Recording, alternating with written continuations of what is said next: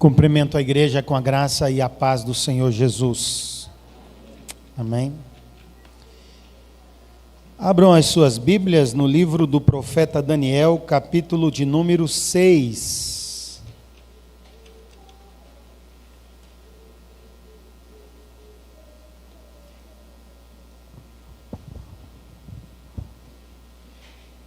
Daniel, capítulo 6.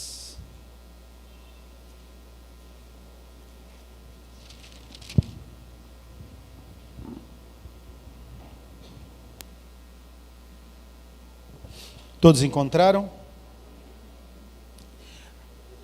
Vamos fazer a leitura? Eu vou ler e os irmãos acompanham. Aí na sua Bíblia, no seu celular. Assim diz a palavra do Senhor. Pareceu bem a Dário constituir sobre o reino a 120 sátrapas que estivessem por todo o reino, e sobre eles 3 presidentes, dos quais Daniel era um, aos quais estes sátrapas dessem conta, para que o rei não sofresse dano. Então mesmo Daniel se distinguiu destes presidentes e sátrapas, porque nele havia um espírito excelente, e o rei pensava em estabelecê-lo sobre todo o reino. Então os presidentes e os sátrapas procuravam ocasião para acusar a Daniel a respeito do reino, mas não puderam achá-la nem culpa alguma, porque ele era fiel e não se achava nele nenhum erro nem culpa. Disseram, pois, estes homens: nunca acharemos ocasião alguma para acusar a este Daniel, se não a procurarmos contra ele na lei do seu Deus. Então esses presidentes e sátrapas foram juntos ao rei e lhe disseram: ó rei Dário, vive eternamente. Todos os presidentes do reino, os prefeitos e sátrapas, conselheiros e governadores concordaram em que o rei estabeleça um decreto e faça firme o interdito que todo homem que por espaço de 30 dias fizer petição a qualquer Deus ou a qualquer homem, e não a ti, ó rei, seja lançado na cova dos leões. Agora, pois, ó rei, sanciona o interdito e assina a escritura, para que não seja mudada segundo a lei dos medos e dos persas, que se não pode revogar. Por esta causa o rei Dário assinou a escritura e o interdito. Daniel, pois, quando soube que a escritura estava assinada, entrou em sua casa e em cima no seu quarto, onde havia janelas abertas do lado de Jerusalém. 3 vezes por dia se punha de joelhos e orava, e dava graças diante do rei, do seu Deus, como costumava fazer. Então aqueles homens foram juntos, e tendo achado a Daniel a orar e a suplicar diante do seu Deus, se apresentaram ao rei e a respeito do interdito real lhe disseram: não assinaste um interdito que por espaço de 30 dias todo homem que fizesse petição a qualquer Deus ou a qualquer homem, e não a ti, ó rei, fosse lançado na cova dos leões? Respondeu o rei e disse: esta palavra é certa, segundo a lei dos medos e dos persas, que não se pode revogar. Então responderam e disseram ao rei: esse Daniel, que é dos exilados de Judá, não faz caso de ti, ó rei, nem do interdito que assinaste. Antes, 3 vezes por dia faz a sua oração. Tendo o rei ouvido estas coisas, ficou muito penalizado e determinou consigo mesmo livrar a Daniel, e até ao pôr do sol se empenhou por salvá-lo. Então aqueles homens foram juntos ao rei e lhes disseram: sabe, ó rei, que é lei dos medos e dos persas que nenhum interdito ou decreto que o rei sancione se pode mudar. Então o rei ordenou que trouxessem a Daniel e o lançassem na cova dos leões. Disse o rei a Daniel: o teu Deus, a quem tu continuamente serves, que ele te livre. Foi trazida uma pedra e posta sobre a boca da cova. Selou-a o rei com o seu próprio anel e com um dos seus grandes, para que nada se mudasse a respeito de Daniel. Então o rei se dirigiu para o seu palácio, passou a noite em jejum e não deixou trazer à sua presença instrumentos de música, e fugiu dele o sono.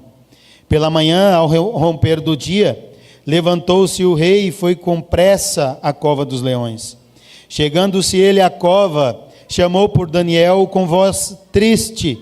Disse o rei a Daniel: Daniel, servo do Deus vivo, dar-se-ia o caso que o teu Deus, a quem tu continuamente serves, tenha podido livrar-te dos leões? Então Daniel falou ao rei: ó rei, vive eternamente. O meu Deus enviou o seu anjo e fechou a boca aos leões, para que não me fizessem dano, porque foi achada em mim inocência diante dele. Também contra ti, ó rei, não cometi delito algum. Então o rei se alegrou sobremaneira e mandou tirar a Daniel da cova. Assim foi tirado Daniel da cova, e nenhum dano se achou nele, porque crera no seu Deus. Ordenou o rei, e foram trazidos aqueles homens que tinham acusado a Daniel, e foram lançados na cova dos leões, eles, seus filhos e suas mulheres, e ainda não tinham chegado ao fundo da cova, e já os leões se apoderaram deles, e lhes esmigalharam todos os ossos. Então o rei Dário escreveu aos povos, nações e homens de todas as línguas que habitam em toda a terra: paz vos seja multiplicada. Faço um decreto pelo qual, em todo o domínio do meu reino, os homens tremam e temam perante o Deus de Daniel, porque ele é o Deus vivo e que permanece para sempre. O seu reino não será destruído e o seu domínio não terá fim.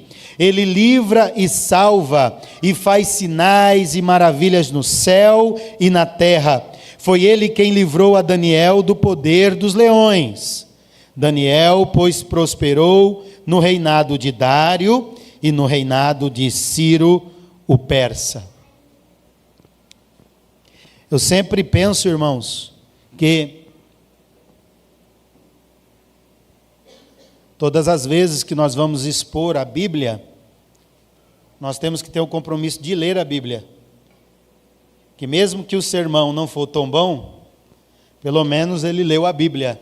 E a Bíblia por si só é muito boa, não é? Talvez, irmãos, você já tenha ouvido um sermão sobre o livro de Daniel, em específico sobre o capítulo 6. E talvez o foco do pregador tenha sido a cova dos leões, né? Alguns chegam a dizer que o Deus que nós servimos é o Deus que faz leão jejuar. Não sei se vocês já ouviram isso. Mas não é sobre a cova dos leões necessariamente, e não é sobre o leão, e não é sobre esse grande milagre que Deus operou aqui. Mas eu quero falar nessa noite sobre a integridade de Daniel. Nós estamos pregando uma sequência de sermões em cima do livro de Daniel. Se você tiver curiosidade, você pode acessar o canal da nossa igreja no YouTube, e as mensagens dos capítulos anteriores estão lá, salvas, e você pode assisti-las. Quero falar sobre a integridade de Daniel. O que vem a ser integridade, irmãos? O dicionário online define a integridade como sendo a qualidade de alguém que possui conduta reta, que possui ética, que possui conduta justa e honesta. Quando pensamos em integridade, nós pensamos nas palavras sinônimas, que são honestidade, retidão, imparcialidade. E é impossível pensar na palavra integridade sem pensarmos também na palavra fidelidade, principalmente olhando para o capítulo 6 do livro de Daniel. E fidelidade significa constância nos compromissos assumidos com outrem. características daquele que é fiel. Ao olharmos para o capítulo 5, e eu chamo a sua atenção para o último versículo, o versículo de número 31, nós vemos uma informação histórica. Vemos que Dário, o rei dos Medos e dos persas, tinha 62 anos quando se apoderou do reino da Babilônia, e então, agora, no cenário da história mundial, um novo reino, domina o império mundial. O reino dos persas e dos medos destroem os inimigos babilônicos, matam Belsazar, que era o rei da Babilônia, e agora esses reis, os reis Dario e rei Ciro, Dario Medo e Ciro Persa, eles se unem e agora se tornam os grandes imperadores deste tempo. E ocorre que Daniel, nesse tempo, já tinha aproximadamente 84 anos de idade. Vocês lembram que quando nós iniciamos a pregação no livro de Daniel, falamos que ele foi levado cativo para a Babilônia muito jovem, com aproximadamente 14 a 16 anos de idade. Então, nessa passagem aqui, os 70 anos do império da Babilônia já havia sido cumprido. E agora havia ascendido ao reino mundial um novo império. E Daniel havia passado 70 anos sob o poder do império da Babilônia. Então aqui Daniel tinha aproximadamente 84, 86 anos de idade. É inevitável nós pensarmos em integridade e não constatar que estamos diante de uma característica que está em extinção. A integridade é uma característica que está em extinção. Na verdade, alguns teóricos chegam a dizer que nós vivemos uma crise, a crise da integridade. Eu tinha um professor no seminário que era pastor na cidade de Sorocaba, no interior de São Paulo. E a cidade de Sorocaba está muito famosa recentemente porque o prefeito da cidade, ele se tornou um influenciador digital e faz vários vídeos chamando as pessoas para mudar para Sorocaba. Mas lá, nos anos 2000, esse pastor disse que a associação comercial do município espalhou alguns outdoors pela cidade dizendo: não vendemos fiado para evangélicos e pastores. Por quê? Porque a integridade tem se tornado, desde alguns tempos, um artigo de luxo. Quando nós olhamos para o cenário político nacional, nós podemos perceber que o que eles menos têm é integridade. A falta de integridade nos relacionamentos conjugais, a falta de integridade nos negócios, a falta de integridade nos namoros dos jovens.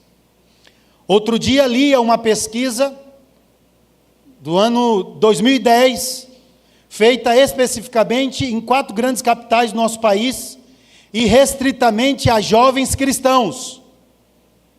E uma das perguntas eram: você é virgem? Pasmem, irmãos, 72% dos jovens de 25 anos para baixo não eram mais virgens, e eram crentes. E a maioria deles eram crentes desde a sua infância. Tem faltado integridade. Tem faltado integridade nos relacionamentos. Tem faltado integridade na política. Tem faltado integridade no judiciário nacional. Rui Barbosa, patrono do direito nacional, ele diz uma frase muito conhecida, abre aspas, de tanto triunfar as nulidades, de tanto ver prosperar a desonra, de tanto ver crescer a injustiça, o homem chega a desanimar da virtude e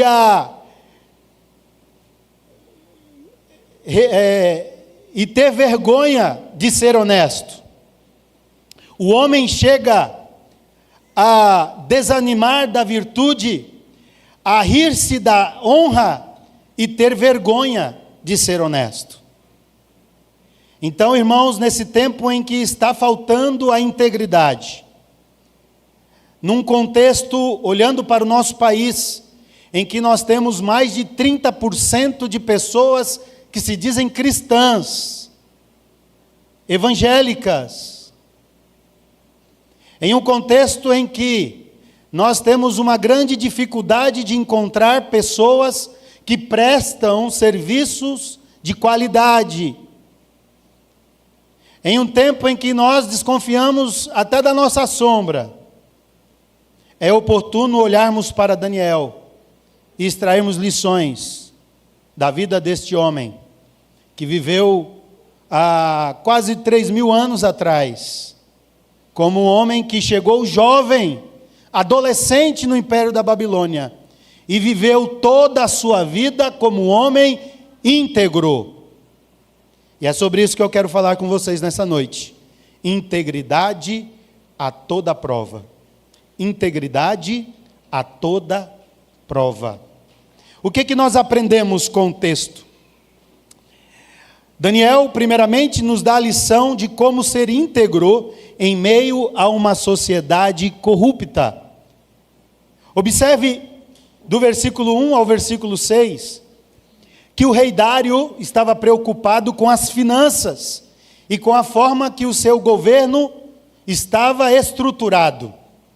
Ele acabara de conquistar a Babilônia, o seu reino crescera de forma gigante, era um império que dominava o mundo antigo, que ia do Egito ao sul, ao norte da região de Canaã, que pegava toda a região do Irã atual, do Iraque atual, e adentrava para o Egito e subia até a região de Tiro e Sidom, para além de Tiro e Sidom, naquele mundo antigo, hoje Turquia. Esse era o Império Medo-Persa. E ele, preocupado com as finanças, com a corrupção do seu reino, ele então decide mudar a forma de governo. A forma de governo da Babilônia era centrado no monarca, e agora ele vai distribuir o seu reino na mão de prefeitos e de governadores. Sátrapa é uma palavra caldeia que significa prefeito, como se fosse prefeito. E ele vai distribuir o seu reino na mão de prefeitos e de governadores. E o mundo estava, naquele tempo, em plena corrupção. Ele muda o seu sistema de governo. E olha o que diz o texto, versículo 1. Pareceu bem a Dário constituir sobre o reino as 120 sátrapas, que estivessem por todo o reino.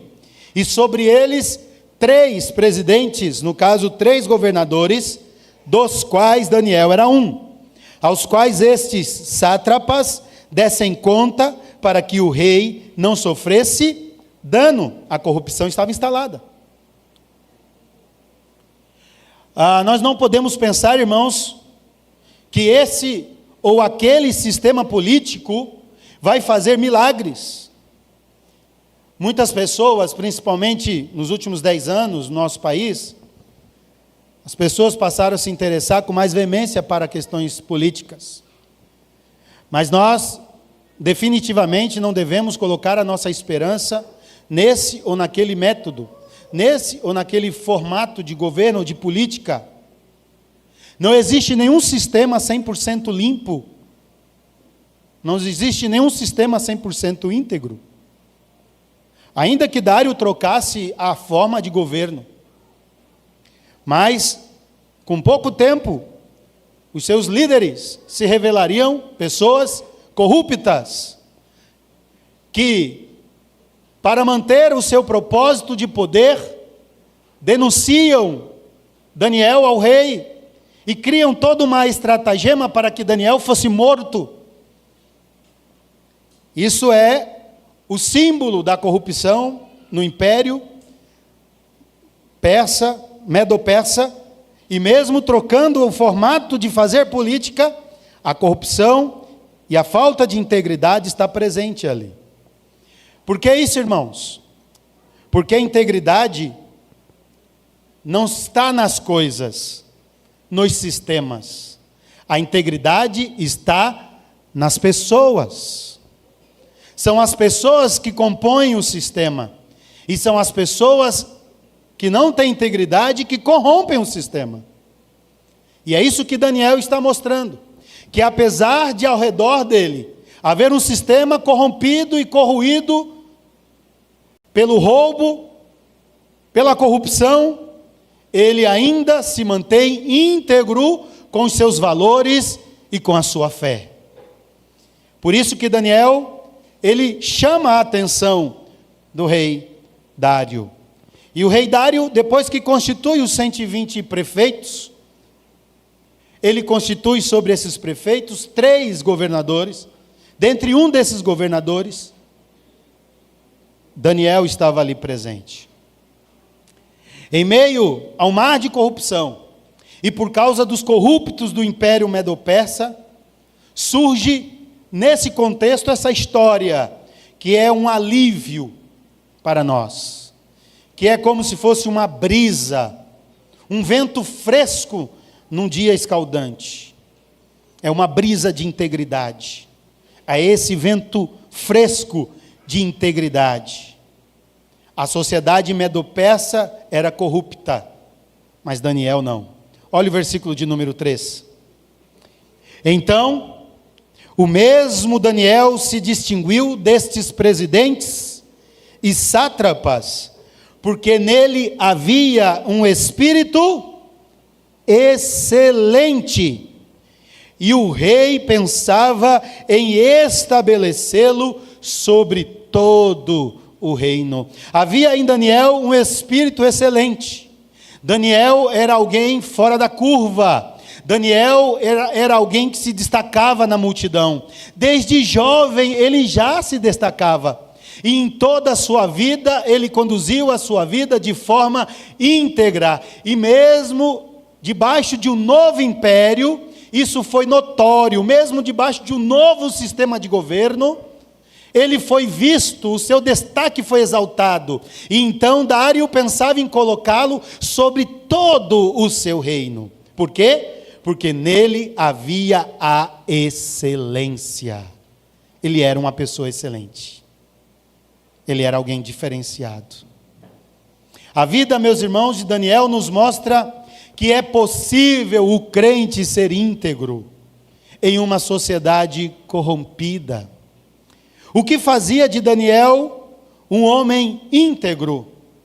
A sua fé e a sua espiritualidade. Fé é suas crenças, seus valores, aquilo que lhe motiva, aquilo que lhe dá razão de existir. E sua integridade, sua espiritualidade é como ele aplica a sua fé, como ele tem uma vida de devoção à sua fé, como ele aplica a sua vida de fé e de crença no dia a dia. Uma coisa é você ter fé, outra coisa é você ter espiritualidade. Interessante que muitas pessoas têm fé, mas poucas pessoas têm espiritualidade. Muitas pessoas creem em Deus, mas não vivem para Deus. Muitas pessoas creem na Bíblia, mas não leem a Bíblia. Muitas pessoas creem no poder de Deus, mas não têm capacidade de estender a mão e perdoar aquele que lhe ofendeu. Muitas pessoas têm fé em Deus, mas não possuem uma vida de piedade. Não oram, não leem a Bíblia e não a praticam. Muitas pessoas só abrem a Bíblia no domingo, quando vêm para o culto à noite. Muitas pessoas não têm compromisso com a sua espiritualidade. Não ora, não faz jejuns, não se abstém de coisas que lhe tira a atenção daquilo que se está fazendo para Deus, não se coloca à disposição para servir no reino, não dizimam, não ofertam, não se candidata para ações de voluntariado cristãos. Muitas pessoas têm fé, mas não têm espiritualidade. Essa é a diferença do crente íntegro. Ele tem fé e tem espiritualidade.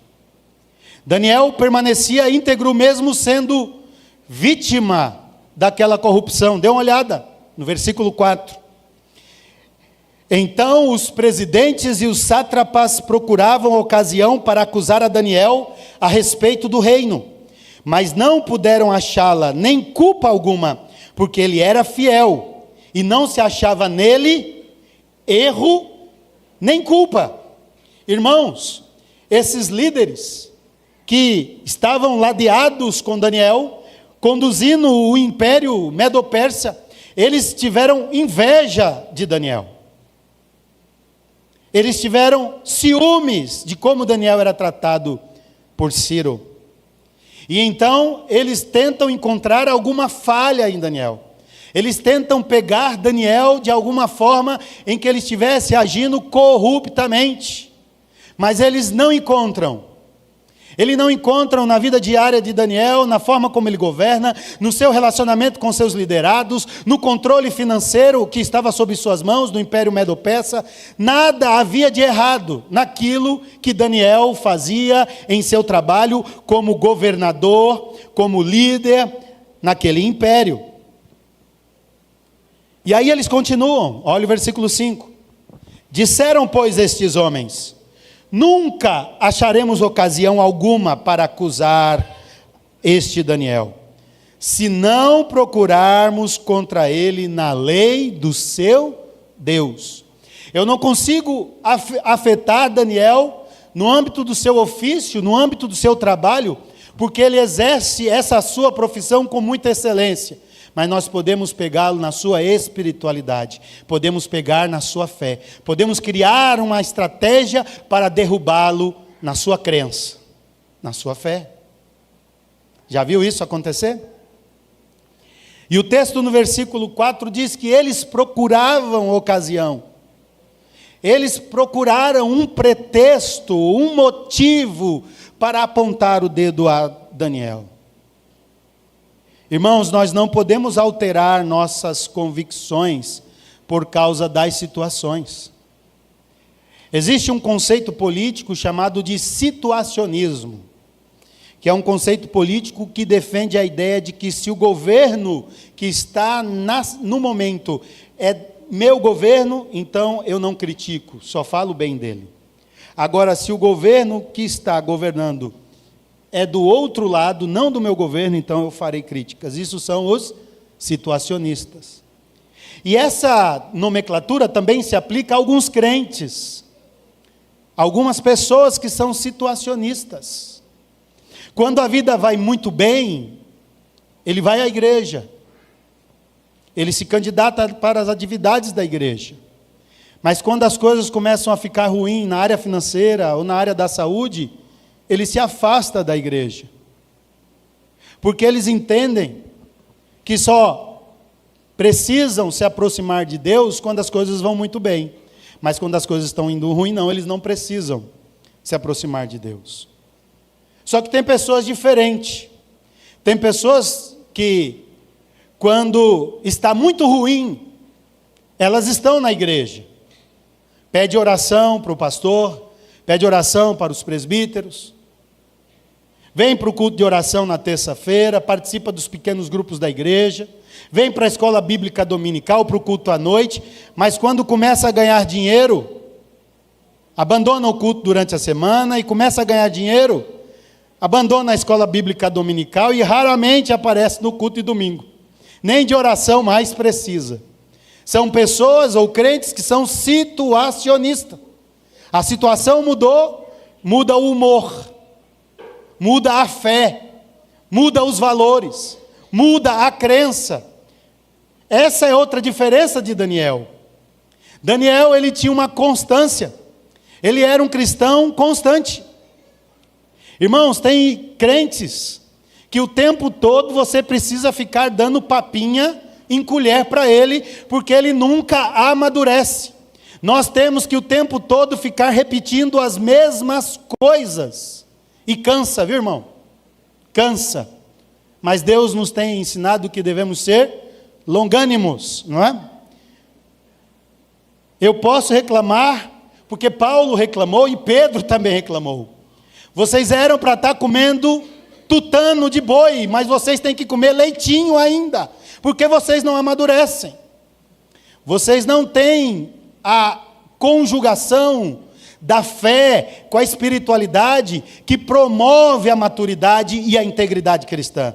Vocês ainda são cristãos infantis, ainda que esteja sentado nesse banco aí por 20, 30 anos.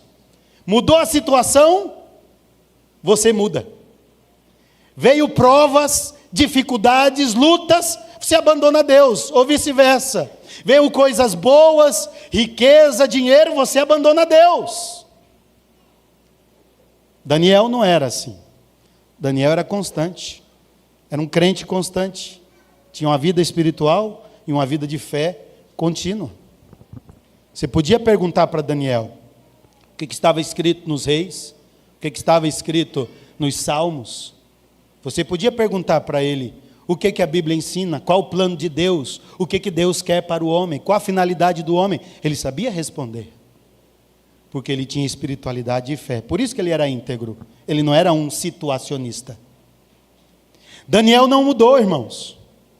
Ele já estava com mais de 80 anos, mas era o mesmo crente, fiel e íntegro, desde quando chegou na Babilônia, com seus 14 anos de idade. Talvez algumas pessoas mudam com o tempo, você já viu? Nossa, aquele irmão quando era jovem era tão fiel, tão crente, já viu isso? Agora o irmão está um adulto, 50 anos, nem quer saber mais das coisas de Deus. Daniel não era assim, Daniel era íntegro. Irmãos, os conspiradores nada encontraram na vida de Daniel que fosse motivo para a vergonha dele. Daniel, ele nos ensina com a sua vida, apesar dos conspiradores, aquele grupo que era corrupto e que desviava do tesouro do império, eles eram bajuladores do rei. Eles criaram uma armadilha para Daniel, com a sugestão de que o rei estabelecesse um decreto. E o rei, por causa do seu orgulho, caiu na deles e se tornou refém do seu orgulho e fez um decreto. Todo bajulador, irmão, é mentiroso. Todo bajulador é mentiroso. Eu sempre ouvia que lá no interior de São Paulo, quando eu pastoreava lá, que tinha alguns pastores que tinham preferências por famílias da igreja. Já ouviram isso? Primeiramente, eu achava que isso era ciúmes ou inveja daquelas pessoas que não tinham tanta afinidade com o pastor, não é? Porque o pastor, ele é um ser humano e ele tem afinidades com pessoas e outras não é assim? Ou você tem afinidade com todo mundo da igreja? Jesus tinha afinidade com todos os apóstolos? Ele não tinha um grupo de 3 que eram mais chegados dele? Afinidade não quer dizer que há desamor ou há ódio. E eu ouvi os irmãos dizendo, não, o pastor fulano de tal tem preferência, ele prefere os fulanos da igreja, os que são ricos. E aquela família gosta de ser bajulada.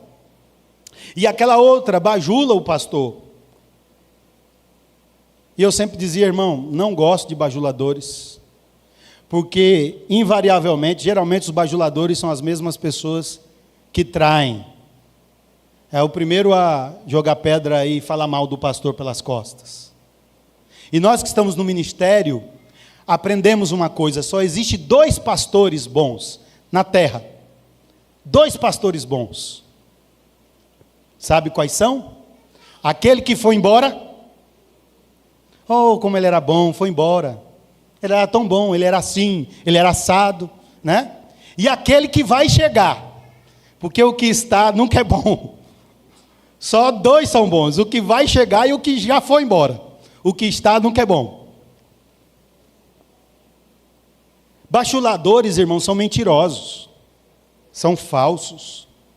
E esses líderes aqui eram bajuladores. E todo bajulador é um mentiroso, porque ele se falsifica para criar relacionamento com as pessoas. Olha o que diz o versículo 7. Todos os presidentes do reino, oxe, todos? Eles consultaram Daniel?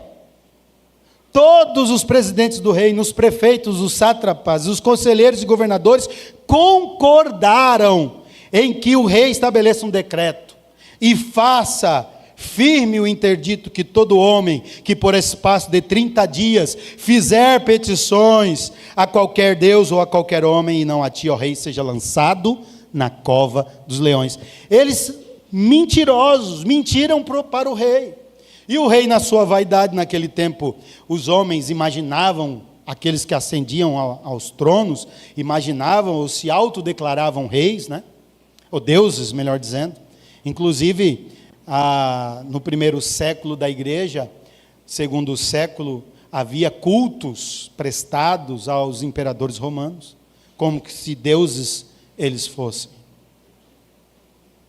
Mas Daniel, ele não é um bajulador. Ele é um crente fiel a Deus, que cumpria a sua missão, mesmo sendo um exilado, mesmo sendo um servo deste império poderoso. Irmãos, o que a gente precisa aprender é que neste mundo, por sermos fiéis a Deus, nós seremos perseguidos. Se você não for perseguido pela fé que você expressa em Cristo, você precisa rever a sua fé. Porque os crentes serão perseguidos. Jesus disse isso, o apóstolo Paulo disse isso. Os crentes são perseguidos. E nós, por causa da nossa fé, nós somos perseguidos.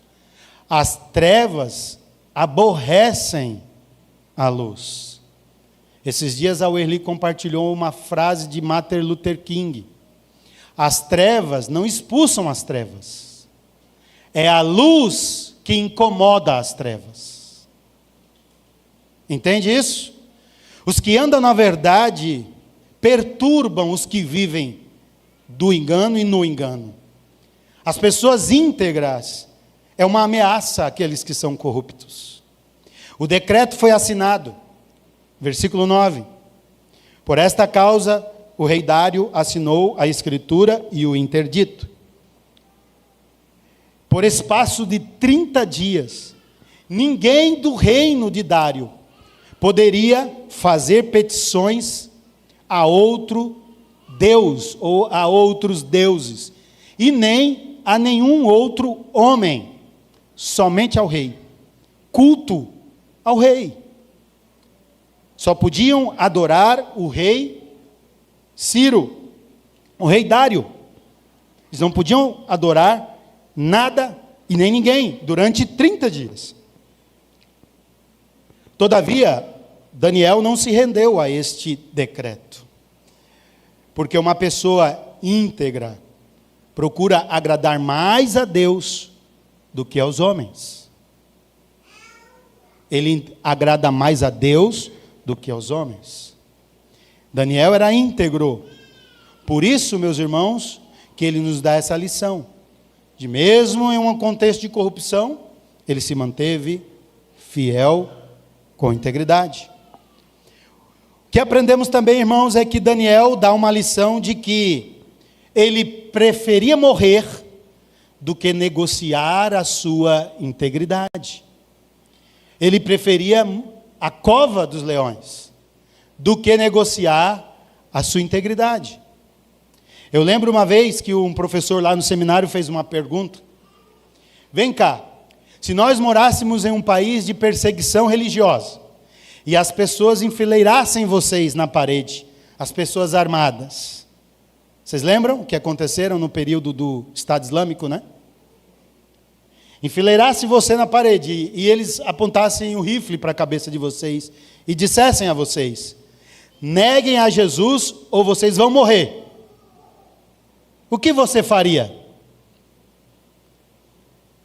O que você faria? Aí um amigo nosso, colega de seminário, diz: eu vou fazer figas e vou dizer que nego. Mas Jesus conhece meu coração, Ele sabe que eu não vou negar. Vou fazer figas.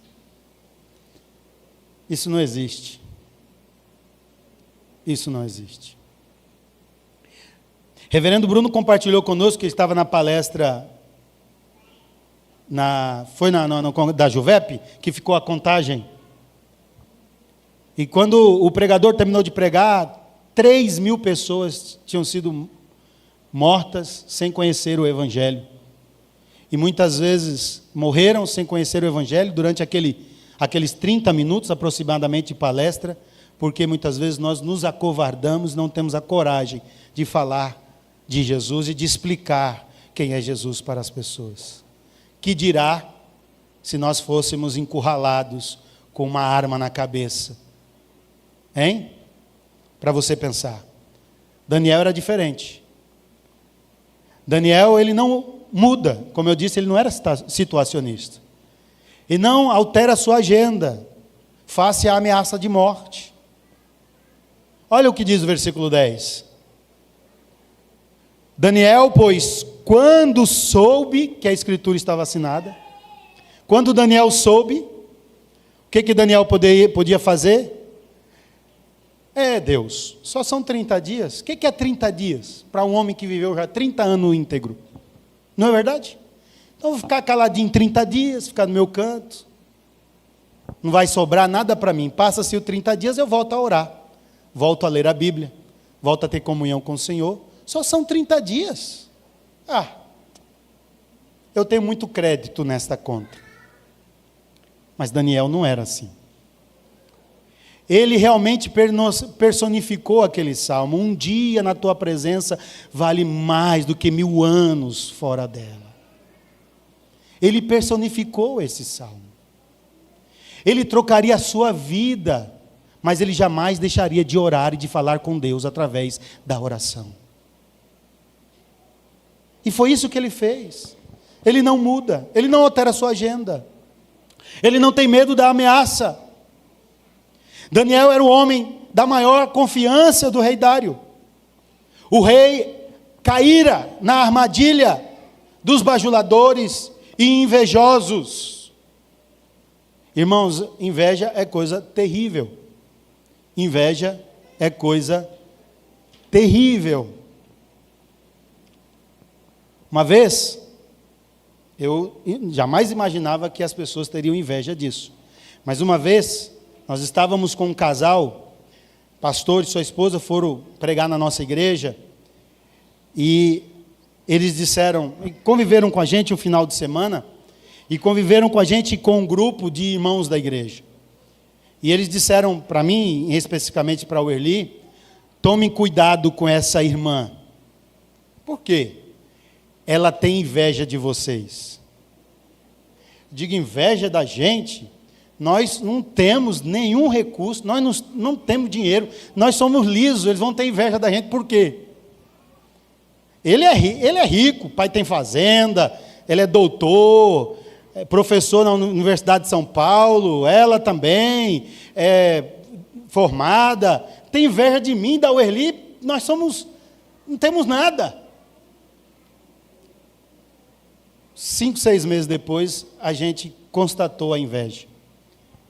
Ela tinha uma vida infeliz, vivia um relacionamento infeliz, e ela tinha inveja do meu relacionamento com a Uerli. Da forma como nós nos tratávamos. Ela expressou verbalmente que odiava o nosso relacionamento. A inveja é real, irmãos. A inveja é real, as pessoas têm inveja. As pessoas tinham inveja de Daniel, tinham inveja da integridade dele, da forma como ele se relacionava com o rei Dário, da forma como ele era excelente, da forma como ele era visto. Tome cuidado, às vezes você é uma pessoa invejosa, às vezes você inveja os outros, inveja o carro dos outros, inveja a roupa dos outros, inveja o relacionamento dos outros. Tome cuidado, que isso pode subir para a cabeça. e te adoecer de tal forma que não haverá mais solução para você. E por causa da inveja, Daniel está sendo observado pelos invejosos. Eles ficaram à espreita, esperando o que Daniel ia fazer. As circunstâncias foram alteradas, mas Daniel continuava a sua rotina de fé e de espiritualidade. Olha o versículo 10. Quando soube que a escritura estava assinada, entrou em sua casa e em cima no seu quarto, onde havia janelas abertas do lado de Jerusalém, e 3 vezes por dia se punha de joelhos e orava e dava graças diante do seu Deus, como costumavam fazer.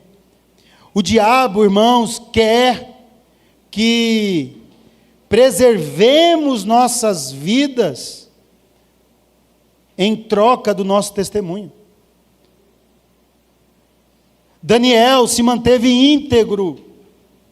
Ele foi denunciado, preso, julgado e sentenciado à cova dos leões.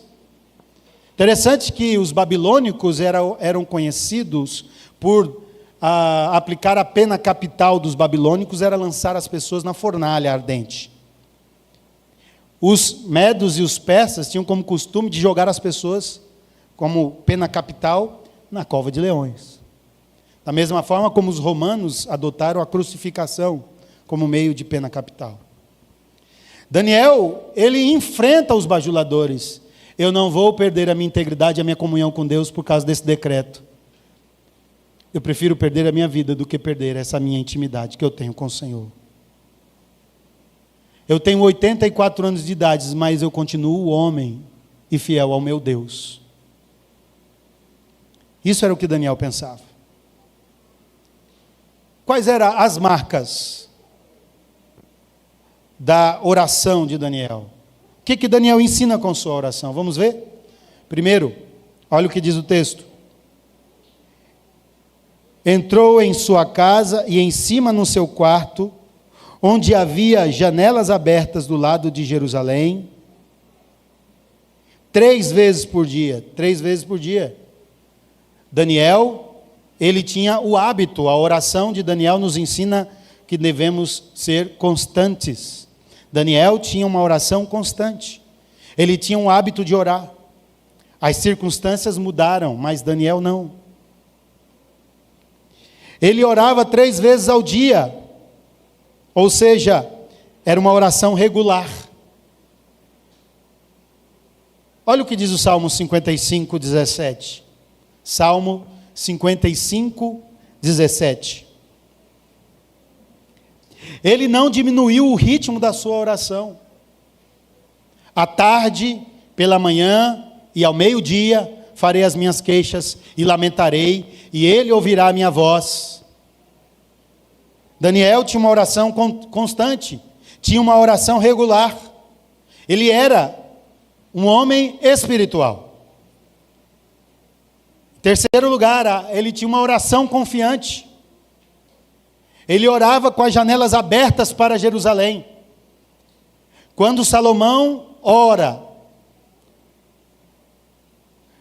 no primeiro livro dos Reis, no capítulo 8, e ele fala na sua oração que se o povo de Israel fosse levado cativo, e que se o povo de Israel no cativeiro se arrependesse e orassem voltado para Jerusalém, o Senhor Deus iria ao encontro do seu povo e o resgataria daquela escravidão. Ele confiava nesta palavra, nesta promessa. Por isso que ele tinha uma oração confiante. Ele orava com as janelas abertas e ele orava na direção de Jerusalém. Daniel também tinha uma oração corajosa. Ele abre a janela. Ele não tem medo de que as pessoas o vissem orando, de que as pessoas o vissem orando. As pessoas poderiam ver ele orando, ele poderia ter ficado com medo. Não, vamos me trancar aqui no quarto, porque o Deus que me vê em secreto vai responder a minha oração. Não, ele abria a janela. Ele era corajoso, a sua oração era uma oração corajosa. Ele não se preocupa com o decreto do rei. Em quinto lugar, Daniel tinha uma oração de gratidão. Olha o que ele diz, versículo 10. E orava e dava o quê? Graças diante do seu Deus. Daniel tinha uma oração constante, uma oração regular, uma oração confiante, uma oração corajosa, uma oração de gratidão e por último ele tinha uma oração com intensidade. Olha só o que diz o texto. Ele orava 3 vezes por dia e se punha de joelhos e orava e dava graças diante do seu Deus como costumava fazer. Ele tinha uma oração de intensidade. Daniel não só orou, ele suplicou, ele se punha de joelhos, ele suplicava. Era uma oração com intensidade. A oração de Daniel, apesar do decreto, revela um homem espiritual, um homem cheio de fé, um homem íntegro que confiava em Deus de forma plena. Ele estava convicto, não tinha nada que lhe fizesse duvidar do Deus a quem ele servia. Meu irmão, ele já estava com 84 anos, 86 anos, ele sabe quem Deus era. Ele viu Deus cumprindo a sua palavra através dos sonhos que ele havia interpretado para Nabucodonosor, para Belsazar. Ele viu seus amigos na fornalha ardente, sendo libertados e livrados daquela fornalha. Ele viu. Daniel era um homem que tinha uma comunhão plena com o Deus de Israel. Daniel não foi poupado, mesmo sendo íntegro. Irmãos, Deus não prometeu para nós nos livrar de situações adversas. Ele prometeu estar conosco nas situações adversas. Ele prometeu caminhar conosco nas situações de dificuldade. Deus não prometeu que a gente não vai perder um filho. Deus não prometeu que a gente não vai ficar doente. Deus não nos prometeu que a gente não vai ter problemas financeiros. Deus não nos prometeu nada disso. Mas Ele prometeu que quando nós estivéssemos passando pelos momentos mais terríveis da nossa vida, Ele estaria conosco e era para nós confiarmos, porque Ele é fiel na sua promessa. A teologia da prosperidade ensina que você tem que ser rico, e se você não for rico, você não tem Deus. Mentira! Deus não prometeu riqueza. Deus não prometeu uma vida sem dificuldades, sem lutas. Pelo contrário, Deus prometeu viver conosco, mesmo que nós passássemos pelo vale da sombra e da morte. Não podemos evitar que o mal venha contra nós, mas nós podemos orar. Nós podemos orar. Além de aprender, meus irmãos, que Daniel nos dá uma lição de que ele preferia morrer do que negociar a sua integridade, por fim, Daniel também nos dá uma lição de que Deus honra os que vivem em integridade. Muitas pessoas perguntam, do que adianta ser honesto? Do que adianta fazer as coisas certas? Do que adianta fazer isso, se os outros fazem tudo errado? Deus honra aqueles que fazem as coisas com integridade. Olha só, Hernandes Dias Lopes diz que quando cuidamos da nossa integridade, Deus cuida da nossa reputação. Daniel não administrava as ações dos bajuladores contra ele. Daniel, ele não lutou para provar que os bajuladores estavam abusando, que seus inimigos estavam contra ele. Você há de observar no texto que o próprio rei Dário, ele fica o dia todinho debatendo juridicamente como era que ele poderia alterar esse decreto. Mas os governadores e os reis e os prefeitos disseram, não pode. A lei dos medos e dos persas dizem que um decreto real não pode ser alterado, ele tem que ser cumprido. E Dário não conseguiu alterar a situação jurídica do decreto e com tristeza no coração chama Daniel e manda que ele seja lançado na cova dos leões. E quando Dário volta para casa, ele não quer comer, ele não quer relacionamento com ninguém, ele fica em oração pedindo a Deus que Deus livre Daniel daquela situação. porque Dário o amava. Mas Daniel não abriu a boca. Daniel não achou que aquilo era injusto. Isso é injusto. Quero justiça. Não é? Aí sempre quando alguém grita, quero justiça, eu pergunto, qual justiça você quer? A sua? Uma vez fomos no velório, e ao lado, nessas casas de velório, tinha uma família velando um corpo, e não eram cristãos. E a mãe debruçava sobre o caixão e gritava, meu Deus, por que, meu Deus? É compreensível a dor dos pais que perdem um filho. Mas nós que somos questionadores, pensadores, não tem como não pensar assim. Será que ela gritou tanto por Deus semanas atrás? Será que ela pensou em Deus semanas atrás? Daniel era um homem que vivia para Deus. E pensava em Deus. E se relacionava com Deus todos os dias. E orava 3 vezes por dia. E abria a janela do seu quarto. E ele, por causa da sua integridade, foi honrado o tempo todo pelo Senhor. E é assim ainda hoje, irmãos. Deus cuida das nossas vidas. Nós precisamos manter nossa integridade, nossa fidelidade, porque Deus mantém a sua promessa. Deus mantém a sua fidelidade. Quando somos íntegros aos nossos valores, Deus defende a nossa causa contra os nossos inimigos. Dê uma olhada no versículo 22. O meu Deus enviou o seu anjo e fechou a boca aos leões, para que não me fizesse dano, porque foi achada em mim inocência diante dele. Também contra ti, ó rei, não cometi delito algum. Deus enviou o seu anjo, que fechou a boca dos leões.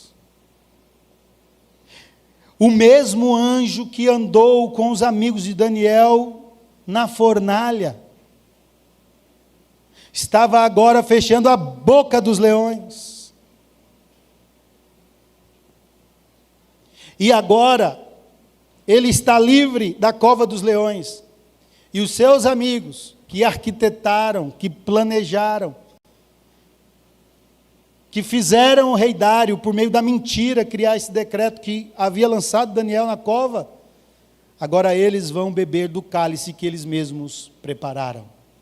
E mais uma vez nós temos uma lição da representatividade da família. Já falamos sobre isso. Do líder da casa, não é? Versículo 24, o que diz? Ordenou o rei, e foram trazidos aqueles homens que tinham acusado a Daniel, e foram lançados na cova dos leões.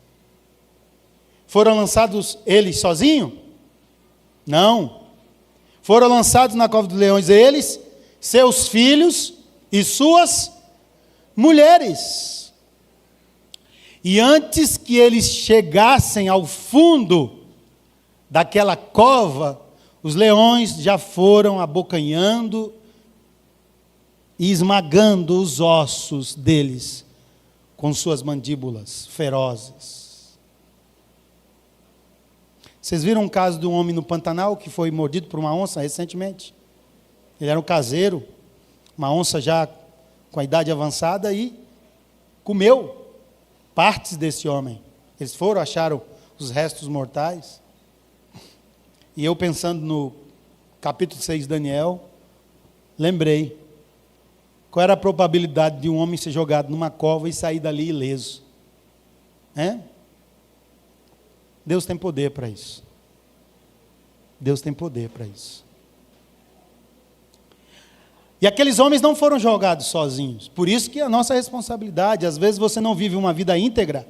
Às vezes você não vive uma vida espiritual. E a falha na sua vida espiritual prejudica a sua esposa, prejudica seus filhos. Às vezes você, mulher, não vive uma vida espiritual, você não vive uma vida íntegra, mas a sua vida prejudica seu marido, prejudica os seus filhos. O que os filhos e as esposas desses homens tinham a ver? Nada. Mas o homem representa a sua casa. representa toda a sua família. E o rei Dário quer apagar a história desses homens do livro da existência humana. Bem como toda a sua família, seus herdeiros, não quer que fique nenhum herdeiro desses bajuladores e mentirosos. Esses ímpios, todos lançados na cova dos leões, todos estraçalhados, juntamente com suas esposas e seus filhos, porque eles eram ímpios. Daniel ensina que nem sempre o mal que nos acontece é em si mesmo um mal, irmãos.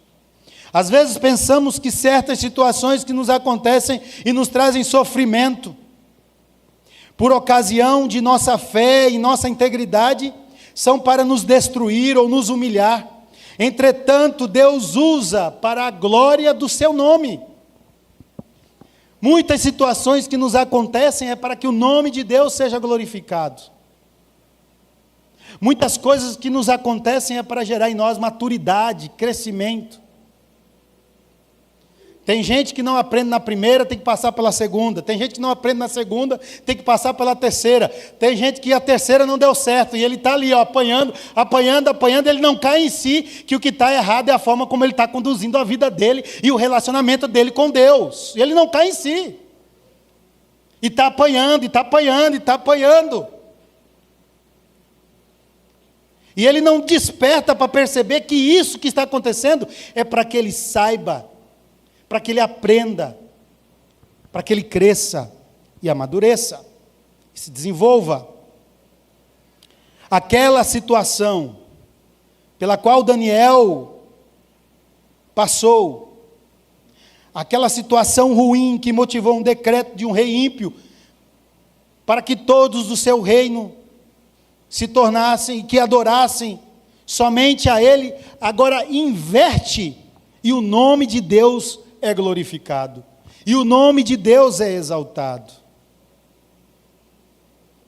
Olha só o que diz o texto, olha no versículo 25 e 27, ao 27, diz assim: então o rei Dário escreveu aos povos, nações e homens de todas as línguas que habitam em toda a terra, paz vos seja multiplicada. Dário faz uma carta e encaminha para todos os povos e reinos que estava sob seu poderio, sob seu império. E ele escreve uma carta dizendo e revelando quem era o Deus de Daniel. O que o Deus de Daniel havia feito, da forma como o Deus de Daniel o havia livrado da boca dos leões. Olha só o que diz: paz vos seja multiplicada. Faço um decreto pelo qual, em todo o domínio do meu reino, os homens tremam e temam perante o Deus de Daniel, porque ele é o Deus vivo e que permanece para sempre. O seu reino não será destruído, e o seu domínio não terá fim. Ele livra e salva, e faz sinais e maravilhas no céu e na terra. Foi ele quem livrou a Daniel do poder dos leões. Olha só a carta que o rei Dário faz e distribui por todo o seu império. É uma carta de exaltação, uma doxologia ao Deus de Daniel. Para concluir, meus irmãos, quando nós nos esforçamos para ter uma vida íntegra, Deus nos exalta. Daniel, ele viveu na Babilônia, ele foi promovido na Babilônia, ele viveu no período do Império Medo-Persa, ele foi promovido pelo rei Dário, e também viveu no reino de Ciro, o persa, e ele foi promovido pelo Ciro, rei da Pérsia. Deus honra aqueles que o honram. Deus honra os homens íntegros. Mais que isso, o testemunho de Daniel, da fidelidade dele, da espiritualidade dele, fez com que Dário promulgasse esta linda doxologia, que aqui existem 6 temas. Dário diz primeiro que ele é o Deus vivo. O Deus de Daniel é o Deus vivo. Segundo, Dário diz que ele é o Deus eterno que vive para sempre. Ele não é um Deus morto, não é um Deus de pedra, não é um Deus de barro. Ele é um Deus vivo. E é um Deus eterno, porque ele vive para sempre. Dário também diz que o seu reino jamais será destruído. Ninguém pode com o reino de Deus.